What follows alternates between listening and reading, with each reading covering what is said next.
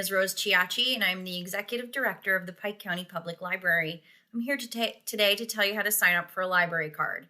If you're a Pike County resident, it's really easy. You just stop by with proof of residency and a photo ID, and we'll get you all signed up. If you're not a resident, it's also really easy. You can just stop by with a photo ID, and for $35, you'll have full access to all of the library resources. Unfortunately, right now, our buildings aren't open to the public, but you can still sign up for a library card on our website, www.pcpl.org. Whether you're doing research for a project or looking for some inspiration, we can absolutely help you find what you're looking for. A really cool thing about libraries is that if we don't have the item that you're looking for, we can find it for you, no problem. We have a huge network of libraries in Pennsylvania and the entire country that we can borrow from on your behalf. Please check out our website, www.pcpl.org, for all of the virtual opportunities we're offering right now, or give us a call with any questions. Finally, I want to thank everyone from Peters Valley for bringing these great programs to our community and including the library. Thank you, and I hope you enjoy the program. Welcome, everyone.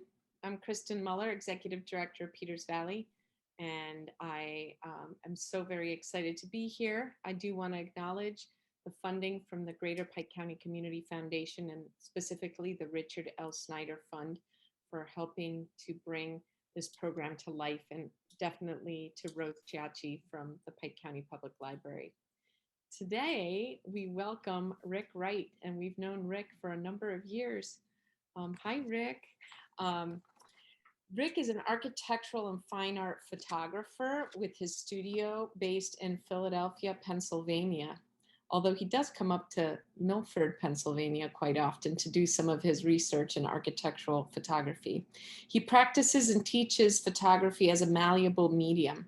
Though he was initially trained as a painter at Princeton and Columbia, BA and MFAs, he later studied at ICP in New York with John Loengard, Susan Meiselas, Danny Lyon, and Nan Goldin. His photographic life is a blend of personal work, silver-based photography, commercial work, architecture, and dedicated instruction with visualization and darkroom art. In 2019, Rick's fine art work received critical acclaim and attention. He was published in Lenswork magazine, Float magazine, and Beta magazine. Rick is collected in several permanent collections locally and nationally. Wright has kept a studio in Philadelphia for the past 13 years and teaches photography at various venues, including the Halide Project in Philadelphia, Peters Valley School of Craft, and the Fleisher Art Memorial that's also in Philadelphia. And one thing I want to say about Rick is anytime I hear him speak, he's just so poetic about the visual, and tonight we're in for a treat. A couple of things to know is that in the bottom, if you're not familiar to Zoom, and at the bottom of the page, you can hover over and you'll see the chat where we will post information. And then on the right, we've got this section that says Q&A where you can place your questions. And when Rick is done, we will ask him questions. But if something pops up that's really good, and at the moment, we will interrupt him and ask the question. So welcome, Rick. You are on mute. So take it away, sir. Thank you. Big thanks to Rachel for setting this up and for Kristen for the invite. It's always so strange to talk to myself on a screen knowing there's 70, 80, 90, 100 people out there. So we'll do our best with the format. I've actually been teaching Zoom sessions online for Fleisher, so it's nice to come and lecture for Peters Valley. Done some stuff for the Halide Project as well. We've introduced people to different kinds of cameras, little walkthroughs of TLRs and 4x5s and all kinds of little cameras. So thanks for the shout out and the invite to come do this. I have come here prepared to talk about film photography exclusively. I'm a digital photographer too, so I don't play favorites, and I also don't play format favorites. So it could be 35 millimeter or half frame, 2 1/4, square, 6x7, 6:9, 6:12, 4x5. I've even worked 8x10 with a friend's help. A student friend of mine who's helped me out with some 8x10 with his camera just for fun. So yeah, so I don't discriminate. All mediums are good. It's all about how you use them, how you think, how you portray what you can visualize. So I will, without any other hesitations, we'll go forward. I've already seen some great questions in the Q&A. One very funny one I'll deal with right off the bat. Someone asked me, hey, what's with the F100, which is a Nikon 35 millimeter, since we're talking about medium format and large format tonight. So as I just said, all camera formats are great. You'll see some shots of my cameras in the lecture. So it'll be an opportunity to see the kind of cameras I work with. So thank you, everyone. We'll get started with this title page and we'll go forward. Great. So it's all about the allure of film.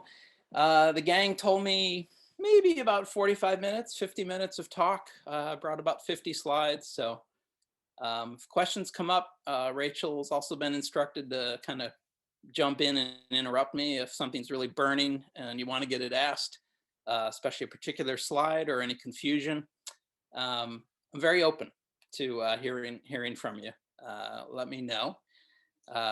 So tonight, the whole design is to talk about 4x5, film work, the visceral qualities, the tactile qualities of working with film. It's a different medium than digital.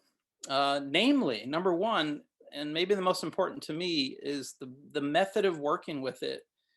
There's no LCD, there's no immediate feedback. So you're already on a different keel right off the bat. You don't get to see what you did at the snap of the shutter. So there's what I think of as like an immersion, a joining or a fusion with the scene. It's slightly different as a mechanism. What you get when you're in that experience is a little bit, sometimes more trance-like. And you'll see this quote right at the bottom of the page. I've been doing a lot of writing myself, reading a lot of writers. Robert Graves, a great poet, says below something that I think is almost a straight lift out of good photographic camera work, which is about muse poetry. And I'll read it out loud. Muse poetry is composed at the back of the mind, an unaccountable product of a trance in which the emotions of love, fear, anger, and grief are profoundly engaged, though at the same time powerfully disciplined. And that's kind of the double-edged sword of great photography, is almost like working out of the unconscious mind, drawing on instincts, using improvisation, being fluid and open to almost any subject, object, light, creative moment, but then disciplined, meaning in your camera work, how you set it up, what lens you use, the aperture, the shutter speed. In the case of 4x5, a host of movements, rise, fall, tilt, shift, even warping the back standard to kind of like bend and warp reality a little bit, or turn it to what you think is out there. So it's a lovely quote. So let's move forward. And what I'm going to do, I have a lot of very high-res files that I've brought. So we're going to be able to, through the evening, drill in onto the kind of level of detail that these cameras are capable of, because I haven't even brought full resolution files, which would be 9, 10, 12,000 pixels, basically, roughly on an edge. You could go farther, depends on your scanner and the kind of film you're using. But I want to take you into this idea of, this is a 4x5 camera, and I'm going to zoom into this area, which is the ground glass. And a particular thing I love about working with a 4x5 is the image is not corrected. In other words, flipped and rotated. So you get an upside down and also a left-right switch inside this little box. And at first, when you first start working with it, it really messes with your brain. Eventually you accommodate it and you get used to it. And you're able to, like, actually, I think, compose better over time, because the subject is disrupted.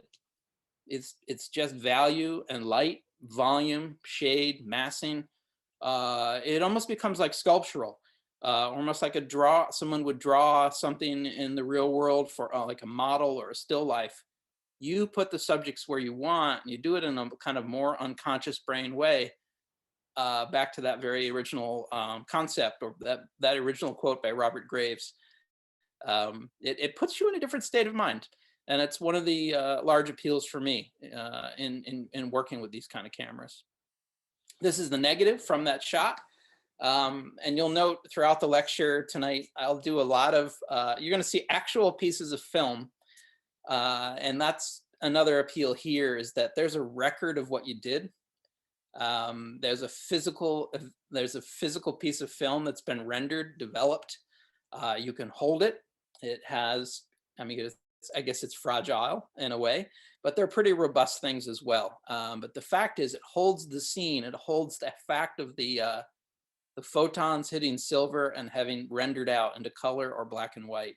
And there's something kind of meaningful, philosophical. It's a different place than a file that's digital and now stored past you somewhere in your hard drive somewhere. You know, these things are real, and they give you a different second reaction, or a different sense of interaction with the subject after the shot's been made. So I love living inside these things. I love living inside the ground glass. I love the romance of it, but I think it also makes me photograph differently. It creates a chance to kind of fuse with the subject, almost in a sense to join the light or to join the scene. And I think stronger things come from that kind of work. All right, this is just one of my favorite things to do. This is a new film that's an old film. This is Ectochrome, Kodak's famous E6 process, Ectochrome, and just really luscious, almost like edible photography. It's that delicious. This is just on my light stand, and I often can't resist just snapping a little shot with it with my iPhone. Same place, different photograph, but the richness, the saturation, the quality of light. They're also very scannable. If you ever want to take these and then scan them on a scanner, flatbed or otherwise, they scan super well. Expensive to buy, expensive to process, but with great care and good scene management and good measurement of light, you can render out some of the most beautiful colors with this film. It's another example, one of my favorite photos I took this summer. It's a place I go every summer, a little lake up in Milford, New York, not Milford, PA. And another Kodak Ectochrome photograph. This would probably be about a 45-second exposure. For I don't want to get too technical in the lecture, but where it comes up, we'll talk about it. So that's why you see the sky blurring across the scene. This might have actually been more like 12 or 15 seconds. There's not a lot of movement there, but enough to soften everything. But at the same time, you have this incredible sharpness on the dock and the boat, the rendering of the light, and some of the water is very crystalline that didn't move so much during the exposure. So that's a basic photographic thing that's really beautiful. Another thing you got to love about film,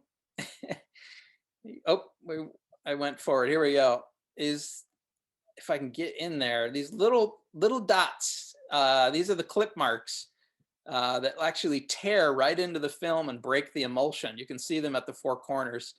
Not all the processors do a perfect job of it, so those dots end up in your image. They sometimes bite into the image itself.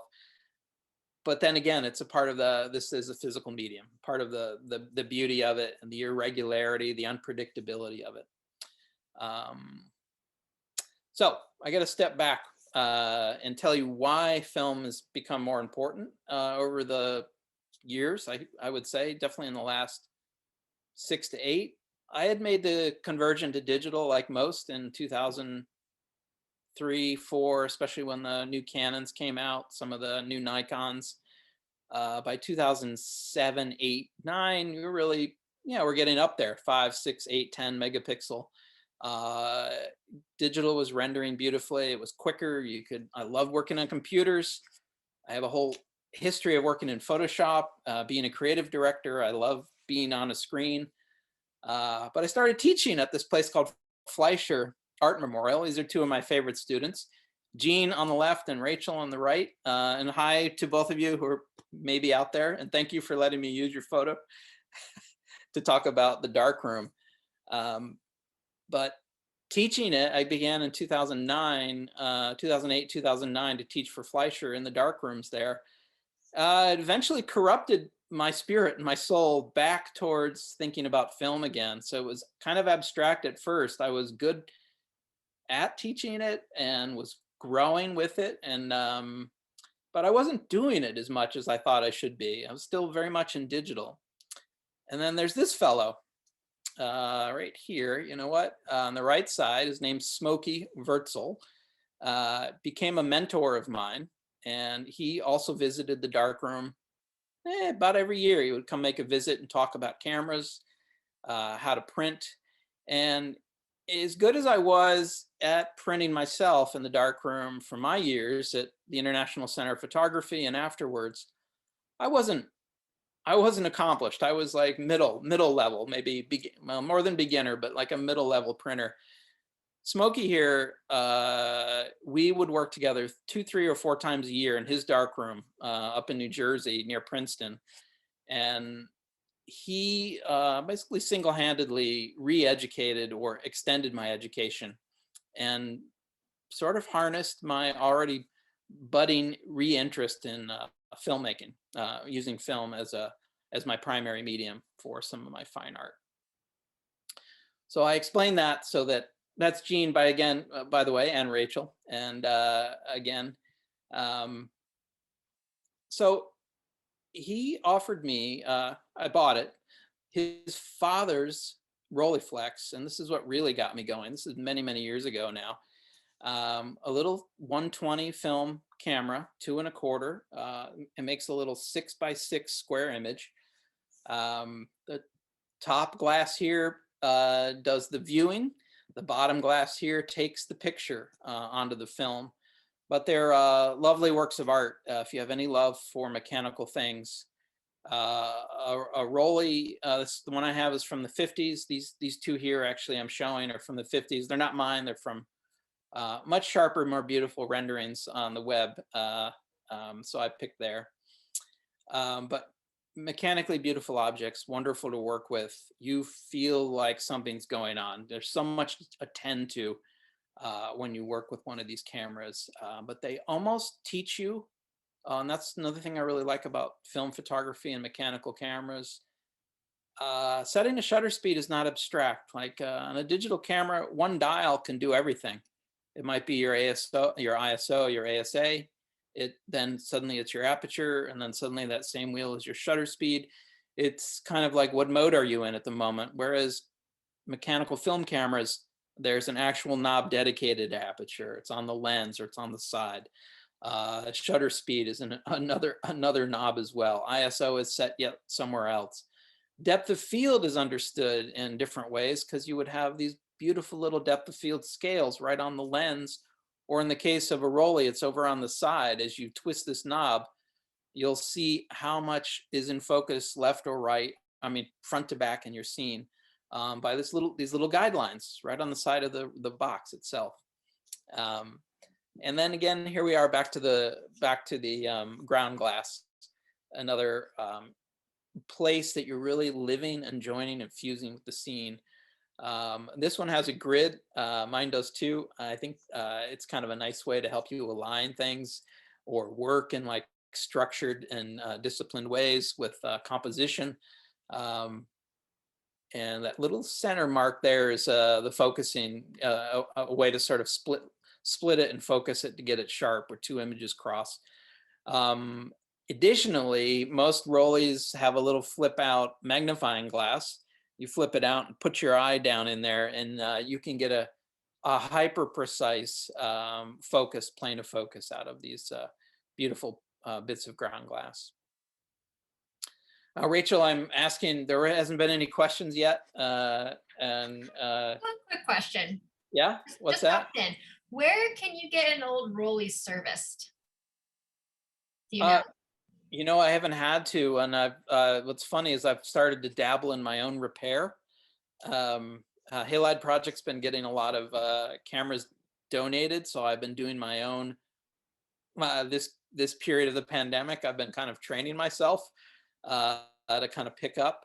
But repair, a good place to start would be like Webb, W-E-B-B, Webb camera.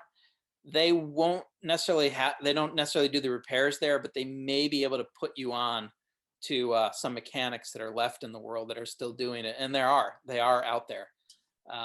So that I would do the W-E-B-B Webb camera. John, he's a good guy, and start there. At least they can push you and maybe give you a phone number. But yeah, you want to get one repaired. So this little section of the talk will be me working with the Roliflex. Occasionally throughout the rest of the lecture and the talk, you're going to see actual prints that were made in the darkroom. This is one of them. So I'm trying to kind of blend in this idea of tactility as much as you can on a Zoom lecture with physical prints, things that are, came out of the exercise of being in the darkroom. I consider a successful day in the darkroom if you get one print, and even if that's a 3-hour period or a 4-hour period, if you make something that just seems right, feels right, that all the values are there and everything's in place. This is an example for that for me. Taken in Seattle, New Year's. Remember when we all used to travel? We made a lovely trip with Susan. She's in the audience somewhere, I know. We made a lovely 36-hour train trip up to Seattle, and this was one early morning. I got out after a major rainstorm.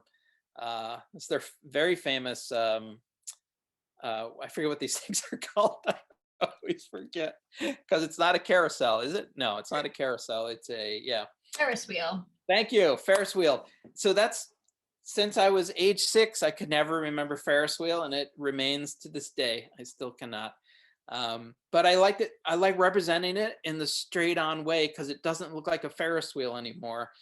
And I hope as the talk goes on, you're going to see a lot out of that, kind of thing out of me, which is just coming at subjects from a slightly different angle. And I mean, mentally as well as vantage point, taking things from a place that's a little disguising what the object is, or hopefully to convert the subject to something else, letting the thing I'm shooting have an opportunity to become something else. This is at the Getty Museum, LA. Incredible Richard Meyer piece of architecture. We spent an entire day here, but one thing the Rolly does is, I don't have it right here, but you're looking down onto that ground glass, and the lens is taking this way. So nobody's looking at you in a way. It's not that you're sneaking photographs, but nobody's paying attention to you because you're not raising a camera up and like hunting people. You disappear into the environment. You disappear into the foliage because it looks like you don't know what you're doing because you're looking down at your shoes. Nobody thinks anything's going on. This is how some of the greatest city photographs were made. Some of the most amazing spontaneous street portraiture has been made this way because of that kind of that effect of not being noticed. But I love working on the square. This is Susan, I promise, if you're out there, she's not in more than one photo. This is it. So, but anyway, this is a barn out in Harrisburg area, and just an incredible moment of light, winter, the way that white light is pouring through there. But working on this square format has been really lovely. It's a design challenge, but it's also very liberating. We so often are working in a rectangle or a squarish rectangle, but a straight up square has a lot of design opportunities. And this is another one from the Getty. It's funny how we, in all my teaching, I always notice patterns in students, where they put subjects to where they typically have diagonals or how they structure space. I hadn't realized that I put, at least the ones I'm showing, I put a figure in the lower right, right? 4 times. So I may have to look at this psychologically. Why are my figures always tucked into the lower right corner? And should I be taking this moment to either rethink or to celebrate? But that's one of the facts of how I shot, or at least the images I chose for tonight. But you'll get a lot of questions about your camera when you're walking around with a mechanical camera generally. But a Rolly it's got the 2 lenses. It looks like something's. It must have seemed like space age in the day. Rolly's twin lenses were coming out in the late. I think the earliest like prototypes are the 20s, even as early as the late 20s. But more and more common by the 30s and 40s was something you could carry, and Type 120 film by Kodak, this 6x6 format, was really becoming the kind of the most common walk around. There we are again. Subject in the lower right, dog walker. This is Long Beach, California. So a trip I make once a year, sometimes twice a year. And I love the abstractions of, especially going to a different part of the world. Everything is new to me. This is just a bus stop, but man, I want this in Philadelphia. Where is this? Why can't we have this incredible, basically artwork, sculpture? It's like a Calder. It's like a Calder sculpture mobile floating above your experience there, where you're waiting for the 409 to go up to your favorite diner. So anyway, the light is different. The whole objects are different. Everything out there is really beautiful. And a lot of great donut shops. So that's a shout out to Long Beach's culture there. How am I doing, Rachel? I think we're going to do okay. I feel like I'm speeding along, and if there are any more questions, keep them coming. There are a few. Oh, good. Let's have one, because it gives me a chance to go back or go forward. Yeah. Well, a couple from Anthony Cordasco. Great. What do you think of the zone system? Anthony, great question. I couldn't live without it. If in short, even in 120 film, if the tendency in some of the shots have some hard light, where I'm needing to kind of protect the highlights and then keep the shadows visible, not to get too technical, but yes, absolutely. When we come up against some of the 4x5 stuff later, every photograph I shoot is metered with a spot meter, and I know exactly where all my critical values are. And if that doesn't compute properly into the renderable range of tones where you'll have detail, then yeah, the zone system is like a welcome ally. It's, in short, for anybody here who's never heard of it, film is limited, like digital too. You can't render some scenes all the detail in the highlights and all the detail in the shadows. So film is a compression of what's out there, especially if it's a bright lit day, like something like here. So yeah, the answer is yes. I'm very specific about where my tones fall, and I will make an adjustment both on the exposure side and in development to get the values to be right where they are in the negative. Part of the fun of it. Yeah. Go ahead. So as Steve Skorupka is asking, what f-stop and speed did you use on these photos and film size? Oh, okay. So all the work we're looking at now, it's a great question, is Type 120. So it's roll film. Aha. Don't go away. No, of course I don't have it here. Oh, here it is. There we go. I'm always up for, this is what I like, the spontaneous questions. This is a roll of lomography. I don't know if you can see it because I can't see what I'm doing, but anyway, this is roll film. Looks like this, comes in a little package, and people are thinking I'm crazy, right? It's on a roll. It literally is on a roll. There are no sprockets. It's pulled out and fed into the camera, and it's advanced depending on what kind of camera you have. And then it rolls back up, and you process it. I do all my own black and white myself. This is a color roll, and this is developed through C41 process, color film process. And those places are in abundance now. They're actually coming back. We have at least 2 or 3 in Philadelphia that will do C41 now. So it's a really wonderful film to use. And then Apertures, I mean, sky's the limit. Typically for me, if the things are at a distance, I like to use a middle aperture. So a good rule of thumb is to be 2, 3, or 4, somewhere in that range above the most open. So if you're looking for sharpness, that's going to land at f8 or f11. If you keep going up, you think you're getting more depth of field, but you get a thing called refraction at f16, f22, f32, and it can kind of bend the light softly, not render as quite a sharp a picture. But sharpness is great, but it's not the be all. But here again, we can drill into any of these photographs as deep as you want to go, and they're full of information. In this case, this film is called RPX. It's a Rolly film, and the ISO is 25. So it's almost grain free. It's about as grain free a film as I've ever used. I'm still trying to find it. You need a better scanner working overtime to actually find. It's in there. The grain is in there, but it's a beautiful film. I think I answered that question there on aperture and film and all that. And that's what roll film looks like. I'm not going to unroll it because I'd have exposed it, but you get the idea. Yeah. Another question from Anthony was, do you use listed ASA or do you determine the ASA yourself? Oh yeah. So this is basically what you're talking about is like box speed. So you buy Tri-X and it says ISO 400, or you buy Ilford Ortho. It's a new film.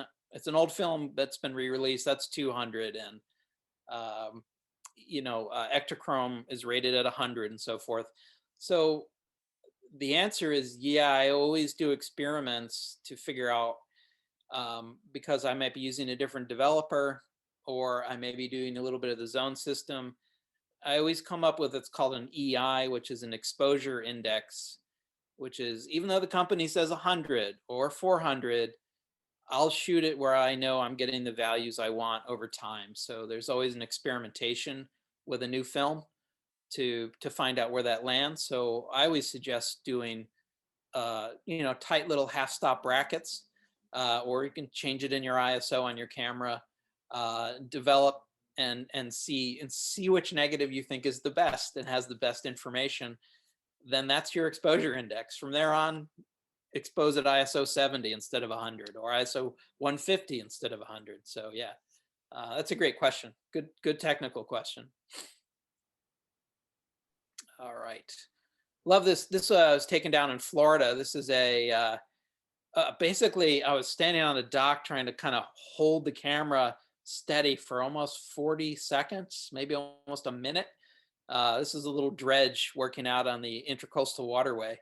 But man, was it eerie. It's an eerie moment and also sound, but I really love the way the clouds rendered out in this scene, and the way the water is bobbing for 40 seconds. So it's all kind of like this murky, dreamy like look to it. And you'll also notice those aren't stars, that's dust, because we don't always have time to like completely clean up all our scans, especially when you're talking about nighttime. All right. Yeah, and Kristen, keep those questions coming. Those are great. Those are really, really, okay. They're right on point. Yeah. So Bob Carl is saying, I'm a painter. How best to prepare my painting for making prints? Best to prepare a painting for making, you mean how to photograph it?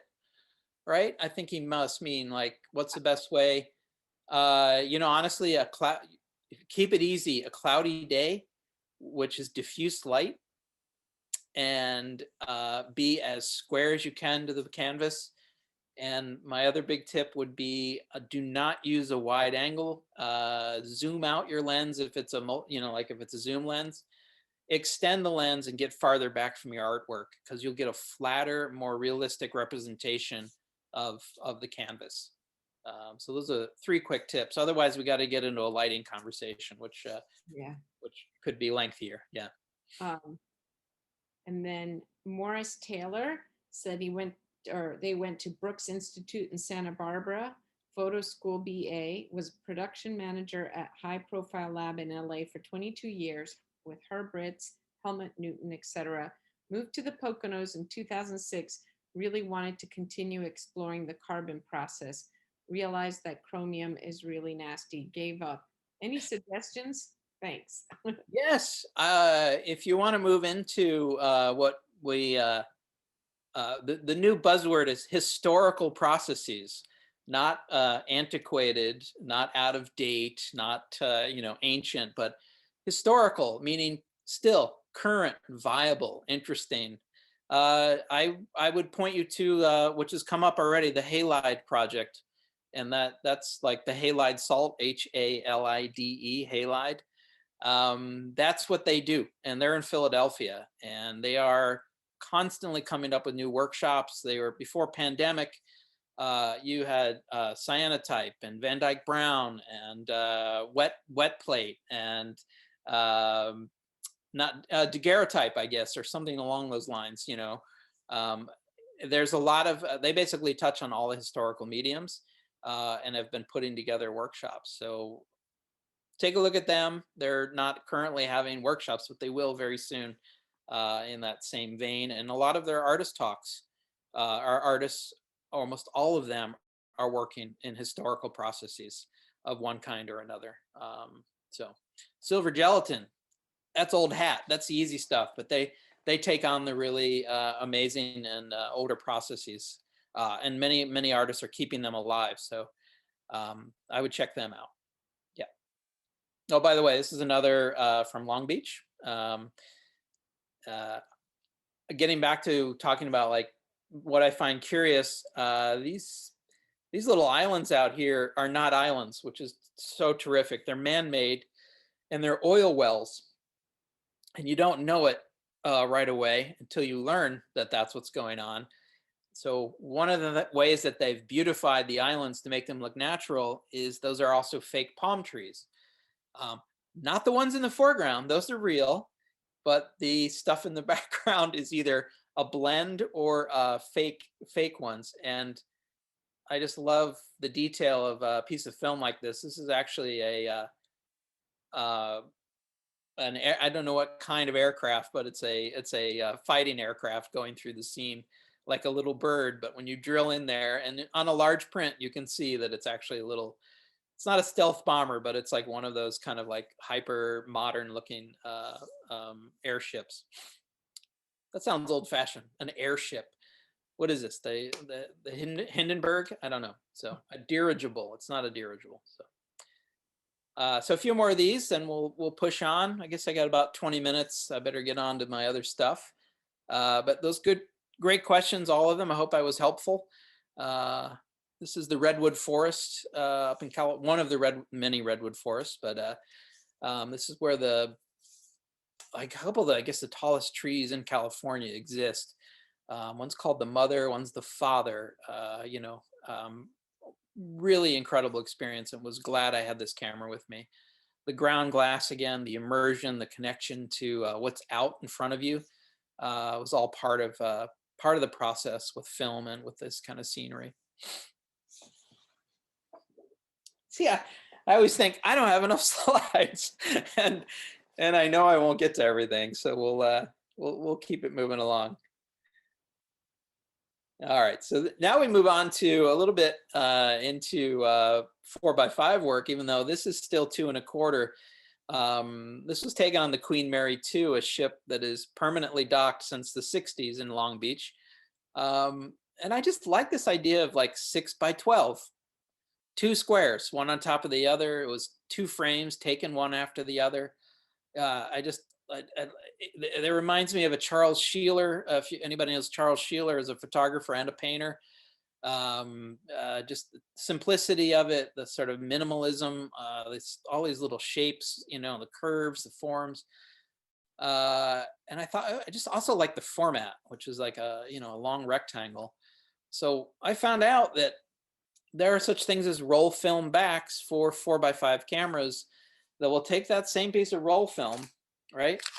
But it'll stretch it out where the exposure will happen across the whole, like almost the whole run, 12 centimeters wide by 6 tall. So you get these opportunities to almost think in a cinema way, like wide shots, either tall or long. It opens up new opportunities and new ways of thinking. This is the setup right here.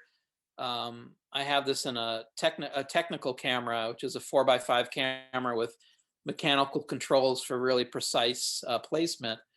A long lens, that's why the bellows is really extended here.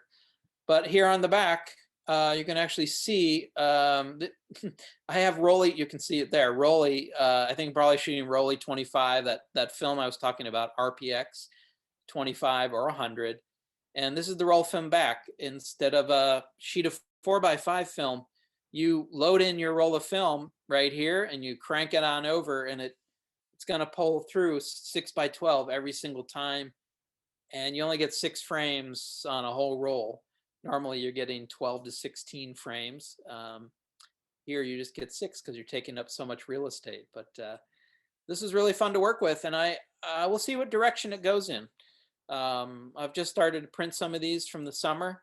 I'm still very curious and very interested about using it as a vertical too. So this is actually the shot this camera took, and this is the film sheet that was developed on the light table. So that's why I brought this up.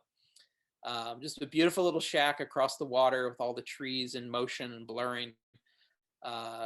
That is, there you go. It is RPX 25, this grain-free film that's out there in the world. Really, really fun stuff to work with.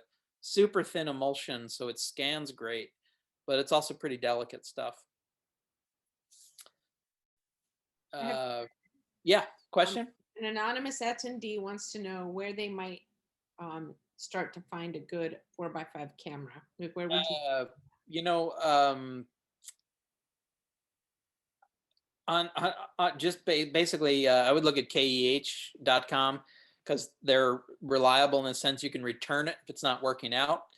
eBay is full of them, of course. Good luck, you know, right? Make sure they have a return process to it. And you know, like, you can probably get in the game for a few $100s sometimes with lenses. So they're not prohibitively expensive. The prices run the gamut. I mean, you can pay $7,000 for a new one. You want to get a Linhof Technica brand new at maybe 8, 10, 12 grand. But you're right, they're affordable on the low end on the used market. KEH would be a good place to get acquainted. That is literally the letters KEH.com. Used Photo Pro is another online. That might be a good place. And eBay would be a good place to look if you look at the finished bids, you know, like the auctions that are done. Don't look at what they're asking for. That's a good place to get your research going. Also, there's a company called Intrepid, INTREPID, Intrepid. They are making it's gotten so popular shooting these large pieces of film. I'm going to keep moving on the slides too. But Intrepid has both 4x5 and I think 8x10, and it's done on MDF wood. So they're really simple and beautiful. No nonsense. I feel like those are in the maybe as much as $300-400 to get started, and then you got to get some film backs and some lenses and stuff. But that'd be another good place to start. I actually know a lot of people have bought those and used them and are really happy with them. Super interesting, beautiful little cameras. That was a GoFundMe or something like that, so they got that going that way. Another vertical one. I find it intriguing to take the long rectangle and flip it on its end. This is another scene up in upstate New York, hidden pond that I photograph on quite frequently. If you remember the very first slide, it's that same pond, but a totally different part of the year, totally different approach to what I was doing there in this shot. Kristen, any others? And then I'm gonna push on to some 4x5 work. Yeah. Yes, there are a few more. Oh, okay. I'll take another. Yeah, this is great. Anthony said, I have a Hassie Yeah. 500 centimeters. Should I develop film myself? Should I drag out my enlarger from the attic or send it off to be scanned? I can tell the truth. I don't have the answers to that. All I would say, developing your own film is a delight, and you'd be in control of your process, how you expose, what developer you use. The benefits there are all up on the upside. They're all great things. Sending it out is convenient, but it's not something I mentioned yet, but I should have. So your question's a great one, because I go into the darkroom twice a week now. I work at Fleisher, so I have access to their darkroom there. But I also develop at home. I'm repairing cameras at home. It's infected my whole mind, obviously. This is where I'm at now. But again, I haven't said enough about it, but this sort of slow process of thinking about what you're doing, dedicating to an hour of literally just agitating chemistry in a canister, there's something to be said for slowing down that much, having your mind on the process, the ritual of it weekly, can be daily. It gives you, it can kind of settle your soul out, and give you a real sense of peace. And then the pride, honestly, when you have done all the right things. This is a great thing about film. You're only as good as your last time out, right? I remember, oh, I made this bad exposure. I did this dumb thing, or the lens cap was on, or I didn't put the insert in, or I didn't pull the sleeve out. You're getting like this kind of intimacy developed with your equipment, and the reward of the craft side of making a good photograph when it turns out. And if you were the one that processed it and are now holding that negative in front of you, it's an incredibly electrifying moment. Yes, also go into the darkroom, because that's just an extension of this process and the procedure of getting a beautiful thing created by hand. So I think that's the meditation. It's physical, it's by hand, it's slow. There's a rhythm, there's a process. All of these things are probably proselytizing and preaching to the choir for a lot of people, but if you've never done it or you're thinking about re-engaging it, I think it's kind of just the curative that's kind of a good thing with the age of electronics. So yes, scanning is okay too. I scan a lot of film. You got to submit it to contests and to magazines. And some of my favorite prints have been scans onto matte paper inkjet. So they, again, I don't discriminate. Sometimes that's the best way or the most detailed way, or that's the final solution. But where I can, I'm always trying to make it happen in the darkroom from an actual physical negative. Adeline Figueroa has a question. She's starting out photography, and it seems so impossible to make this into a full-time job, but it would be awesome if I could. How did you turn this into a career? Oh,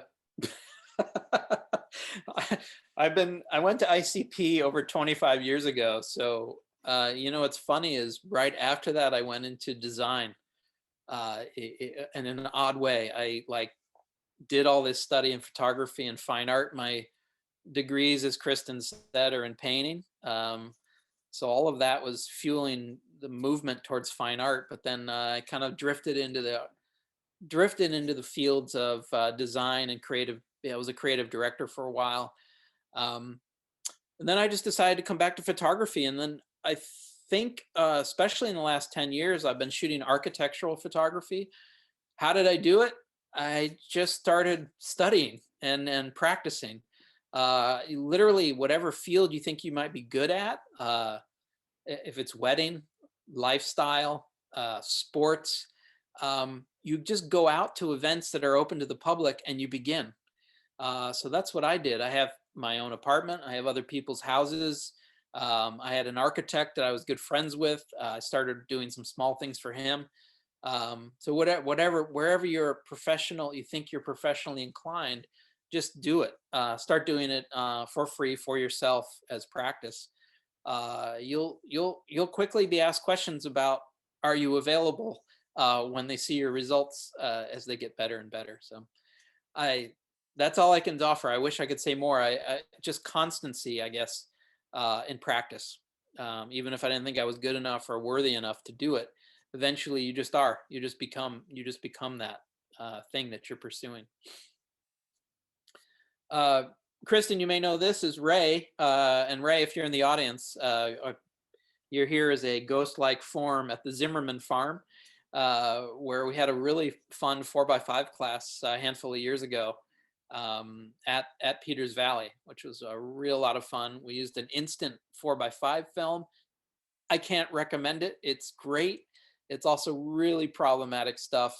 It's fun. It's good.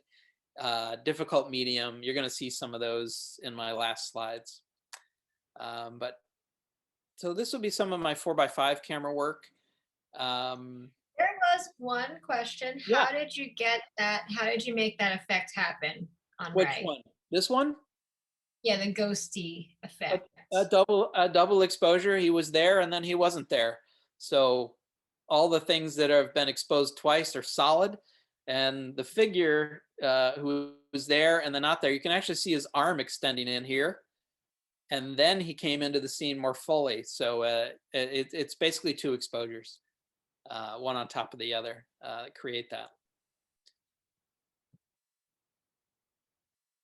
So this is near and dear to the Peters Valley gang. This is the Flat Brook River, the Flat Brook River. And there's nothing to say about this except for when you're in front of a subject like this and you feel like there's a resonant sound, or you're again fusing with the landscape.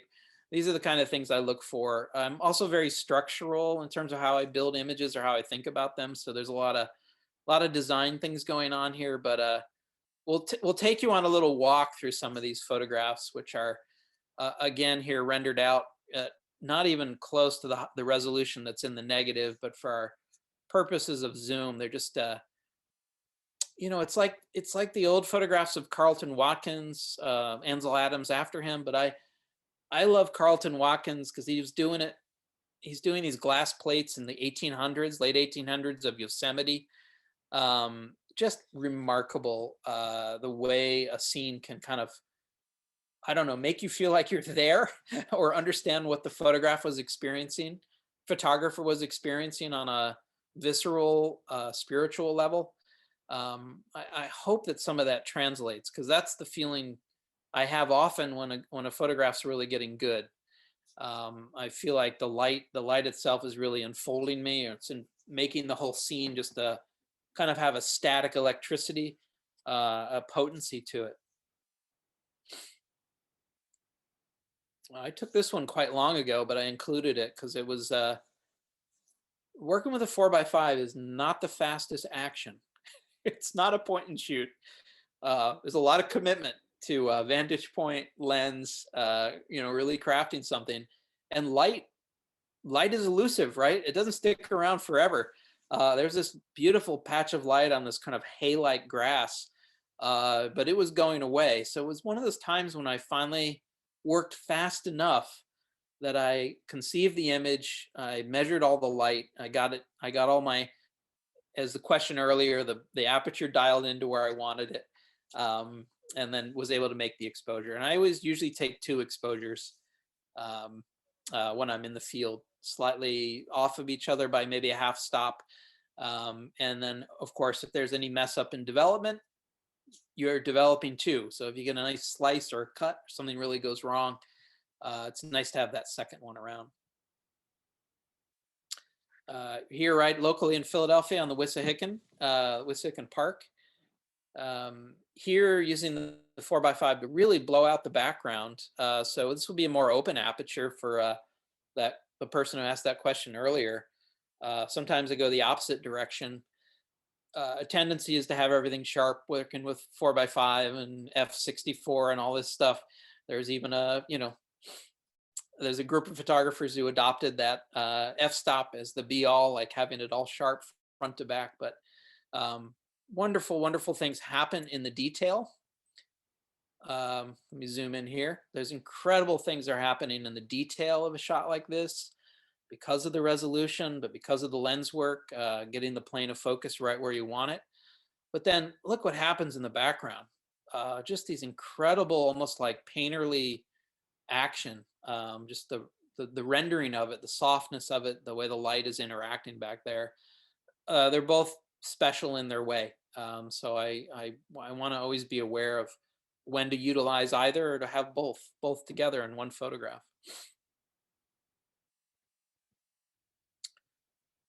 All right, I'm gonna keep spinning along, Kristen. We're kind of doing Q&A on the fly, so this is great.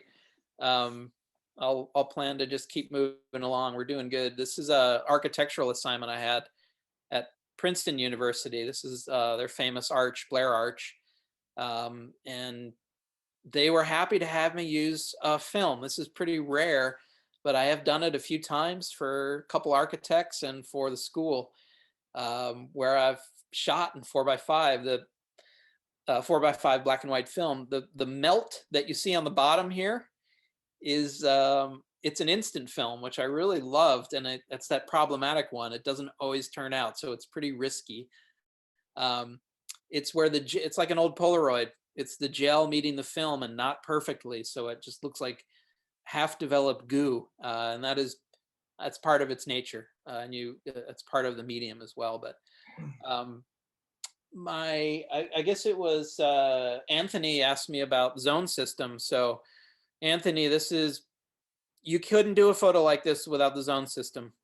The light outside, basically to get a tone on this like brightly lit piece of sunlight, to even have any value at all, and on the leaves, but then also have this deep shadow of the vaulted arch, which to the eye looks okay, but it really would render almost as pure black. The zone system is critical here to expose effectively for all of the shadow in the dome, and then completely retract the development so that these highlights don't fall and completely block up, rendering pure white. But you'll see, you can actually see it in the stone here, how the detail is held in some of the brightest areas of the stone and the trees out there, for the art of the zone system. So we'll thank you, Ansel Adams, for that. Sorry about the copyright. This one snuck in with a copyright. Apologize for that. It's okay. I have another question. Yeah. Gisler is asking, no two pictures will print the same. How do you protect the picture you produce? Who is the asker again? Sheila. Oh, hi, Sheila. Sheila and her husband Carl had hired me for the Princeton Camera Club, and I taught for them for I think almost 6 years. So it's so nice that you're in the audience. We did all kinds of subjects, and I still use a lot of those lessons to this day in my other classes. So thank you for that again. But the question is, there's so many ways to print a picture. How do you protect could you read it to me again? How do you protect the image's integrity? Yeah, it says, no two pictures will print the same, and with a question mark. How do you protect the picture you produce? Well, I don't know if that's copyright protection. Is that maybe what the question is? There is no protection. I've had my images taken constantly. I've shot jobs for architects, and then I'll see those photographs on a real estate listing, as though they've taken ownership and they're now using the images. They've shown up in magazines, so it's almost impossible, but there are electronic ways to do it. And there's even the case law, which is one of these things that can put you into a little more empowerment, where you don't have to individually pursue everybody if you see a breach of the copyright.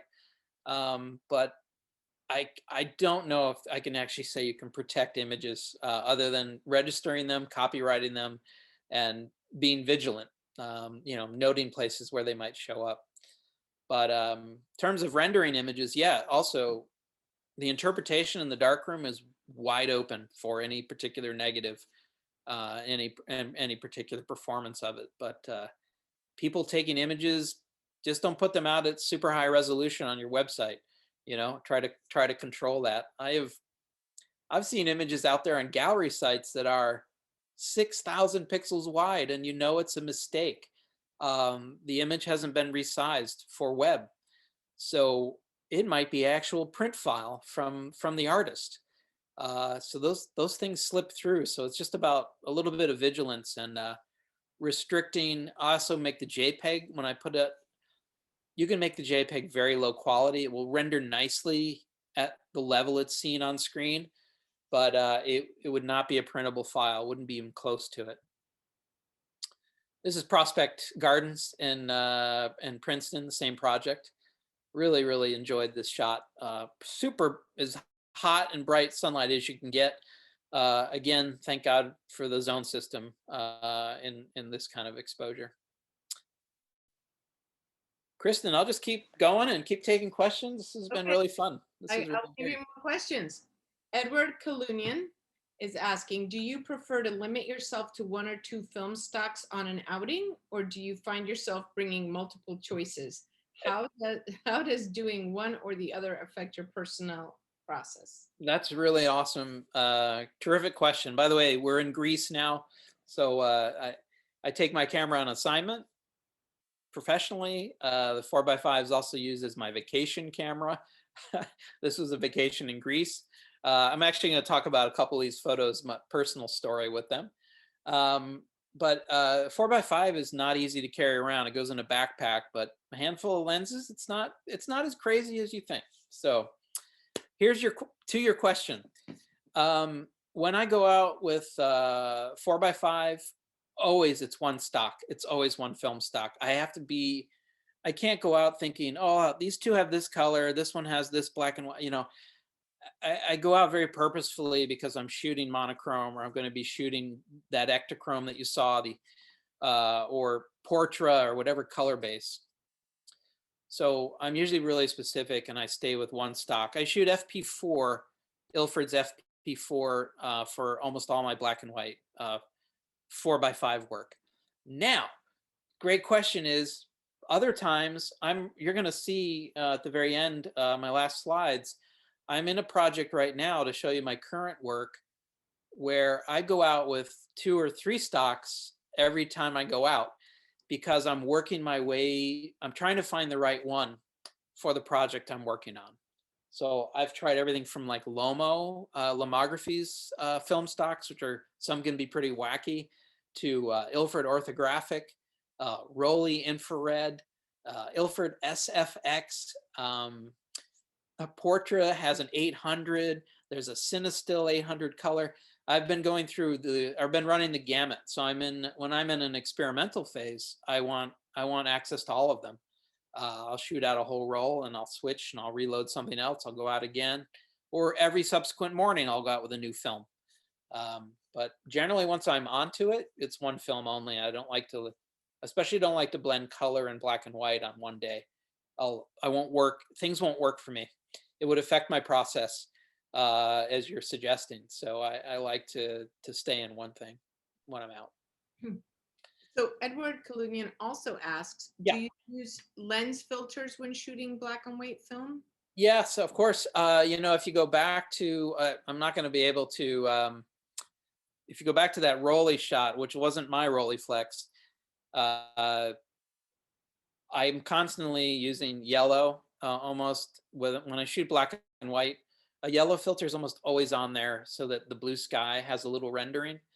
If you don't shoot with a yellow, at least with black and white, and you have a lot of sky, it'll tend towards white. It'll tend towards not blocking up, but it will be very pale. To your eye, it looks like a blue sky with like a medium tone, but the way it renders on black and white film, it starts to take over and block up. But yes, yellow, red, orange, even green sometimes. And then I use also ND filters, which slow light down. It's a neutral density filter. So I can use a longer shutter where I can't get my f-stop up high enough. You put this, what they call a neutral density, meaning like a lot of gray, heavy gray. It's not gray material. It's just, it looks like a piece of black glass, like a light, medium, or dark black glass. It just slows light down so you can use a long exposure for blurry effects or intentional things like that, like the running of water through a stream or people in the street, nighttime shots. It comes in very handy. So hopefully that answers that question. Greece was crazy. Like, I love these sets of photos. I brought them because of, not only do I like the values and the tones, but I just love the blend of an antenna and like maybe a cable. I don't know what's going on with the wires and the modern, right next to something that's been there for 600 years in the architecture. The two kinds of communicating with the outer world, right? The antenna and the another form of an antenna, the cross, relating to the universe. So I love little ironies like that, or little juxtapositions. And again, 4x5 camera, this guy got away from me. He was moving so fast, and I barely got the film slide in and take away the dark slide to be able to make the shot. But he made it. I just wish I had him. I had him here, but I was just a little late.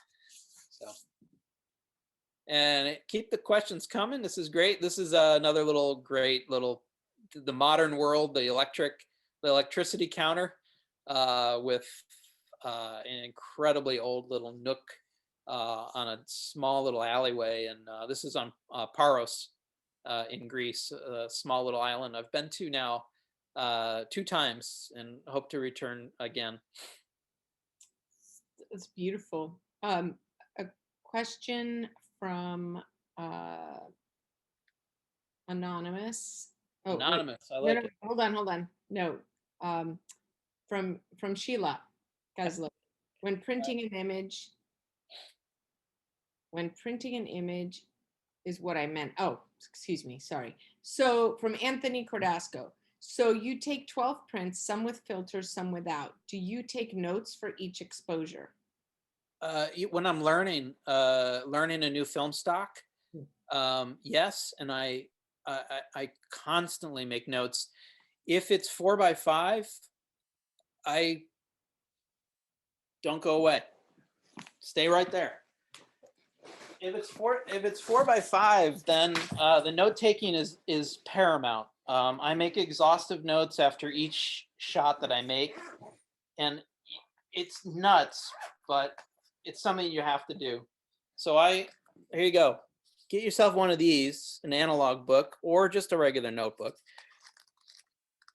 And so this is what it looks like. Kristen, I hope that's somewhat visible. But this is what happens. Yeah, okay, good. I take notes on everything. What frame it was, what film, what lens, what aperture, what movement. Because when I get that piece of film back, I want to know. I want to know what went down, you know. Why did it go wrong? What did I do right? You'll also see that for the zone system, I always record the EV values, the literal value of light with the spot meter. It's a 4 and this is an 8 and I wanted to expose it a 6, you know, and all that kind of stuff. You have to have that. You have to have those notes. So, but I'll do it with the Rolly as well. And I'm working with a Pentax 6x7 right now. And I'm taking the same kind of notes for the entire roll for each frame at a time until I figure out what I'm doing with whether it's a yellow filter, orange filter, infrared filter like an R72. That's another kind of filtration for infrared film. I need to know where it landed, what film it was with, which frame, how long it was. Otherwise, you can't dial in. You really can't get to the detail you want. At least this photo is an example of that, like having the data.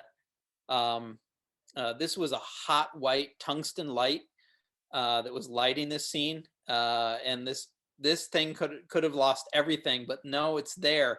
It just held a little bit, and it had to be like read very precisely, and then the development had to be restricted or shortened so that it didn't lock up on me. But you get it all. You get the deepest shadows off a dome like that in the background. FP4, by the way, has beautiful grain structure. I really like it. And you could even see down into this doorway and these small little crosses down in the deep recess of the shadow in there. And that again would be by this history of note taking and knowing what you're going to get, and always kind of making sure you're in touch with what you're doing. So a comment from Jasper Wright. Hey, Uncle Rick, glad to tune in. I love the shots of the lake. That's my nephew from Florida. Hi. That's great. And then that's awesome. Thank Rick you for letting me. Wants to know, does Rick accept commissions? Yeah, sure. Of course. I'm a, you know, if I didn't say, I am a professional. I'm not adverse to commissions. But you know what's funny? Yes. So please contact me. That would be great. Whatever you're up for. The next photo I'm going to show you has actually been sold several times, including at an auction. It's a project I did during the pandemic. So that's what we're moving towards. This is me at the helm with my favorite little 4x5 camera. It's a Horseman. It's called a Horseman FA 45. And I'm embarrassed to say that the FA of the designation stands for fine art. So, you know, I'm glad I didn't know that before I bought it, because I may have had hesitations. It's profound. So anyway, this is me taking a picture of my kitchen counter. Very exciting stuff, right? You'll notice there's an extreme down angle. I have the camera quite high in my kitchen, aiming down at my counter, because this is what my counter looks like after 8 or 10 days of ignoring it. So I got into the habit of every 6, 8, 10 days. Normally I'm not this messy, but I kind of liked the way it looked. One of my favorite guys in photography is actually filmmaker more than still photography, is Hollis Frampton. Conceptual, definitely a conceptual guy. He did a thing called vegetable locomotion in the style of Edward Muybridge. So for all of you geeky photographer people, know Muybridge can put that together. Muybridge did the people running or animal locomotion on that grid. So I just love this idea of taking a 4x5 camera and just having this loving detail on a train wreck of an ignored kitchen, like the garbage bowl, the leftover oatmeal. Sorry if anybody's having dinner at this exact moment, but the beauty of the pile up, the total train wreck. And I hope it's relatable. You know, maybe it's just upsetting. I don't know what it is, but people are buying this print. Back to the question about commission, people are really buying this print. This, I've sold this one, but this one here I've sold a couple of, including one at an auction recently. The other thing I want to talk about in this image is what the 4x5 can do that no other camera can really do, is render things sharp from front to back. You just cannot do it with a DSLR. Well, a DSLR can slice through space at f8, and then you can digitally recompose all of that. So it is possible in digital, but like on one piece of film or in one exposure, no way. So cameras, 4x5s, can be tilted, swung, you know, they can rise, they can fall, they can shift. But in this case, it was tilted, which follows the plane of the counter. And in doing, you can get tack sharp. I don't know if you can see this, but this is only about 1.5 feet from my lens. This can and this edge of this pan, the Sauvignon Blanc. And then if we travel all the way through this scene, all the way to 10 feet away, it still has the same definition and resolution. All the way back, you can read the ingredients on the salt container. And that's because of a thing called Scheimpflug, which is to say tilting along the plane, and it brings into focus the entire shelf. You can't do it just with aperture alone. You can't get there. So the bend or the sort of little tilt of the front plane will do something like that. And that was important, obviously, in this shot, in all of these. That's amazing. Two questions. Yeah. I'm going to combine two questions. Great. Richard Snur, hi Richard, is asking what kind of spot meter do you use? And Anthony Cordasco says, do you use a densitometer? Yeah, densitometer. Who asked that? Anthony? I don't use densitometers. That's a tool for reading basically the density of a negative to give you an idea. I think that's what you're talking about for printing, so that you can go to make a print very quickly. I've never used them, but spot meter wise, I just brought it out. I forgot whose question it was, but I use a it's a Soligar. It's got a physical needle inside, and it's shot like this, and there's a little circle, and it can pinpoint like a 2 degree. It's like a little 2 degree spot. Pentax makes a great spot meter, but getting back to all this ideas of mechanical relatable exposure indexes and how they relate to shutter and aperture, fantastic tool. So that's the one I use and I love. But there are plenty out there, and they're not super expensive these days. Otherwise, if I'm in a pinch, the iPhone and a good metering app, it's not too bad. Don't rely on them at night. They'll get fooled by, like a lot of meters get fooled by light and ambient light and bright street lights. But in the day, or kind of semi-low light, not too dark or not with street lights, an iPhone's good in a pinch for like a general reading. Another question from Edward Zambrano. How do you travel with film internationally through airports? Good question. Don't have it here. Maybe I do. Hang on. See, I kept all my gear close at hand, Kristen. I thought we might have questions about these things. That was good planning.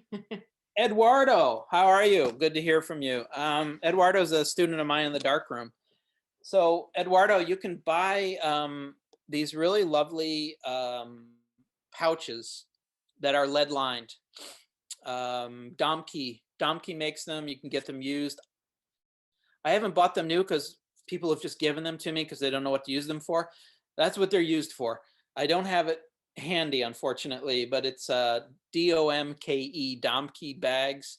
There are others, but it's effectively lead lined. So when you put it through the X-ray, nothing will happen to it. And they're light, they're small. They can be as small as holding 10 rolls. And then there are bulkier, larger ones. And if it comes to it, they have to hand inspect it. You can hand them that, and all the film is safe. As long as they don't start to unravel your film right in front of your face, you should be okay. But check out lead line Domke bags. They're great. I have 2 of them, one large and one small, for that very reason. Okay, and then Melanie Serkis is asking or commenting, your repertoire is so vast. Is there one subject matter or style that resonates the most for you? Hi, Melanie. Melanie's a colleague of mine and one of the finest sculptors in Philadelphia. I hope that embarrasses her to hear that. I think I like architecture. I think if I lean towards anything, it's that would be foundational for me. Landscape is a very close second. You note not a lot of people photography or portraiture, although when I do it, I wish I had brought a few. I like it and I enjoy it very much when I take more intimate sort of portraits of people in the street, or intimates of my people I know in conditions that are like kind of unawares, but like conducive to making a kind of a sensitive portrait or capturing them in a moment. But I think architecture is the thing, landscape's a close second, but also what drives all of that. And I had this conversation today with a student about light. It's usually something going on with the light that's the part that's arresting or makes me stop. And that has always been the case. So it's kind of vague and gray to say, oh, I like light, because that's what photography is structurally, fundamentally. I think you're a light whisperer. Yeah, so that's why I usually stop in place and try to sort it out. So, in a way, the landscape and the architecture they're just vessels for delivering. you know, like they render the light, they're the thing that receives it, and they show the thing that's interesting. So that's hopefully a really unsatisfying answer to a great question. So there you go. So we're almost done, right? And I'll take some more questions, but real quickly, the questions have been amazing. That's the camera I'm working with at the moment. It's this little huge, massive 6x7 camera. It takes roll film, really large negative. It weighs about 85,000 pounds. I think this thing weighs more than my 4x5 camera. It's a huge piece of industrial steel out of Japan. Began in the late 60s, and they made them till about 2009. They had about a 40-year run. Right, this lens is a really cool shift lens. You'll see this right here. It will shift in any direction, 0 to 20 degrees. So you can make some really beautiful straight up architecture shots by keeping your horizontals and verticals parallel to the film plane. Really fun, incredible lens to work with, and I've only just started to work with it in the last 4 or 5 weeks on this new project. So that's where I'm getting to finally end up. A few minutes left and maybe some more questions. This is the Fleisher School right here in negative. I always like, again, to show these negative sheets, and what a joy it is to sit in front of these renderings when you get them back, and if you get them back, or when you develop them, which I do. This is HP5 Ilford. It's a 400 speed film. And then I remembered, I had forgotten that this beautiful helicopter flew through, I guess that's the word, during one of my exposures. So today, actually, I was working on making this image in the darkroom, and there he is in the positive. It's beautiful little catch where you almost didn't see it, but I heard him going overhead, and it happened to be in place. But again here, someone asked earlier about filters. This was with an orange filter, and the orange filter is what has made the sky a little darker, and in a way it's actually lightened up the brick. So if you're using red, yellow, or orange, it will lighten up those colors, and it will darken their opposites. So yellow orange will darken blue, but if you have yellow leaves or like light orange brick, that will actually lighten up for you. So it cuts both ways when you use these filter. Here, I think it was kind of a nice choice. I like the drama and the contrast that it brought. So I have a few more shots. These are all with this Pentax 6.7 using the architectural lens to kind of keep everything parallel. Earlier shots, I had an older lens that just was aimed upwards, and in software, after the fact, I had to bend back the corners to get them straight. Just full disclosure, I did that on this one. But right now I'm fascinated by these bubbles, people out dining, this sort of moment in time, which is so bizarre. And I've been shooting at night. I've been shooting in the morning. I don't know where I'm going. I'm shooting color. There was that question earlier about which film stocks do you go out with? I'm going out with everything because I don't know what I'm doing yet. I'm also printing them in the darkroom. I started shooting night photography, setting up. It's very tricky in Philadelphia. You get approached, you can get accosted. I had a near assault a handful of days ago, being out with my camera. It's dangerous times in the city. Terrifying. I've had a couple not really lovely experiences. So I've started to think, I like the night, I like the color, I like the black and white, I like all the motion and energy going on in these. So then I thought, what about early morning? So this is another thought, which is, to me, looks like post-apocalyptic. This is an interesting film stock that's desaturated because I think there's some bleaching effects in the gelatin. It's a lomography film called Metropolis. Just starting to use that. And I'm also playing around now with infrared. And this gives a kind of really early morning, eerie, pre-sun, kind of post-apocalyptic quality. This may be where I'm headed with this. Black and white generally is what I favor over color. Again, straight up the architecture lens, kind of like a, a nice tight slice. And I liked that I'm incorporating nature, into the photograph as well. So I think that's important relative to the architecture. But if the project had a name, it would be called Extra Architecture. It's these buildings that are helping the restaurant stay alive. And they're built right out in front of the old pieces. So here you see, you get a lot of these like kind of box shed-like forms that are right there with the cars speeding by. I mean, people are they're eating inches from a car going by at 30, 40 miles an hour. And just the way the city looks right now. So it's, again, this stuff at night, just kind of interesting. Here's the same place early morning with that Metropolis film, which is kind of really chilling, empty, no people. I'm talking out my process right in front of everybody. See that? Total exposure, total disclosure, total everything. And then here's an infrared-ish version. This is actually an iPhone simulation. So the digital comes in handy quite often. This is where I'm at right now. This shot and the other one that kind of have a really ethereal, weird look to them. The tones are very weird, off-putting, dark blacks, bright white brick. All that's coming from either a red filter or using infrared film. Either way, it could work. So that's it. I'm ready for questions and answers some more if anybody wants to ask them. But this is my most current project, that and the tabletop kitchen stuff I'm still working on a little bit. Well, it's great. There's a bunch of little comments here that I've got. Well, Fork and Fiddle, Grouse and Mouse said, how do I get to be as cool as you? David Anderson says, some folks are also making TLRs with 3D printers, but you need to buy the lens. Yeah, cool. That's great to know. Wow. Let's see. And Fork and Fiddle, Grouse and Mouse says, thank you. This was well done and well coordinated. Catherine Rosa says, thank you. Very informative. Loved it. Got a dose of art for the day. Good. Steve Skorupka says, I enjoy my Konica 35 millimeter film camera with all types of film. What do you think?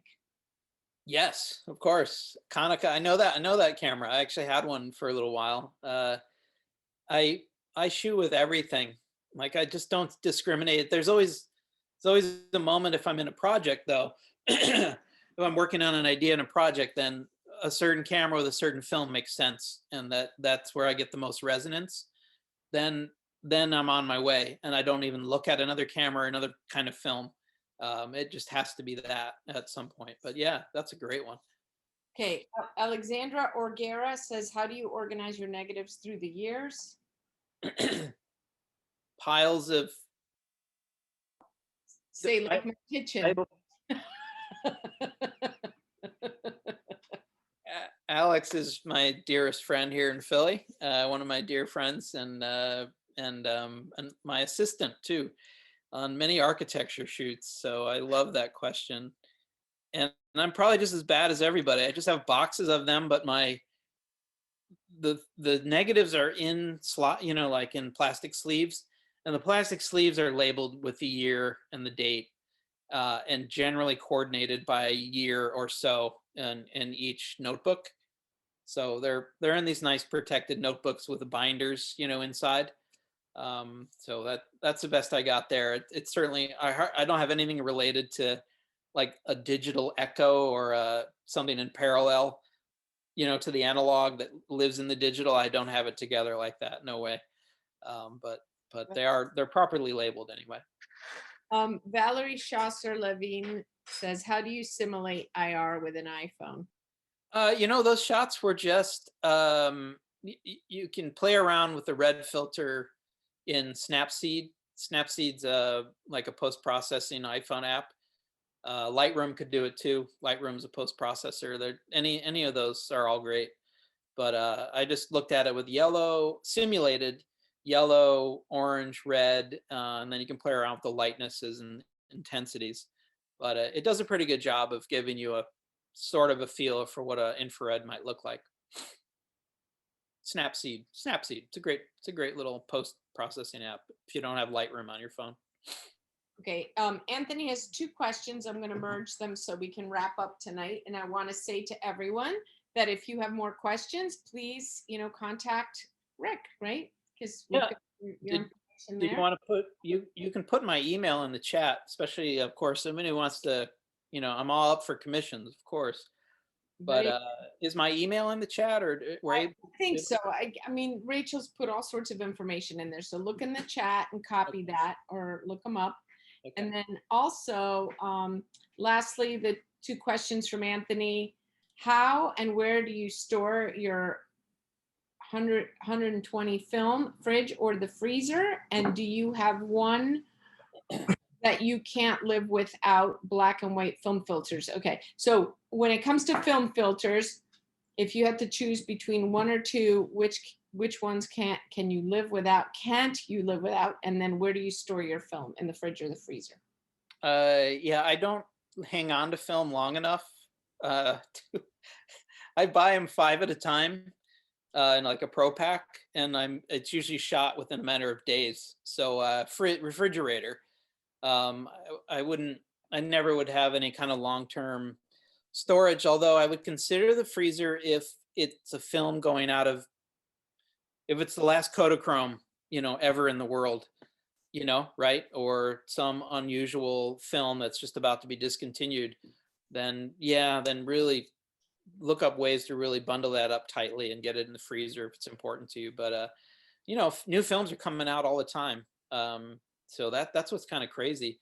Ilford Orthos just came out. I mean, not just came out, but like it's kind of growing, like it's a weird thing, but film is growing a little bit, even a lot of bit.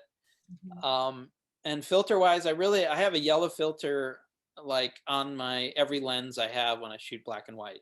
It's literally screwed on to my rangefinder cameras and my medium format and so forth. So that would be the one that's irreplaceable. It just makes it look like what you're kind of seeing when you shoot a landscape. A blue sky has a value. It's sort of disappointing when it turns up white in a black and white photo. So that would be the most irreplaceable. Just having that. I usually have a medium yellow on there, not a light one, but a medium or even dark yellow. Yeah. Thank you.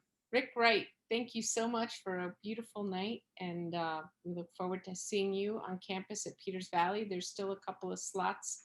Night photography, yeah. So for night photography, and those pictures are amazing. I've seen the results when you've taught that class, really beautiful. So thank you very much, everyone, for joining us. Have a wonderful evening. Thank you, Rick. Thanks, guys. It was a blast. Thank you. Bye. Thank you. Thank you so much for tuning in. We would like to thank our sponsors for making programs like this possible.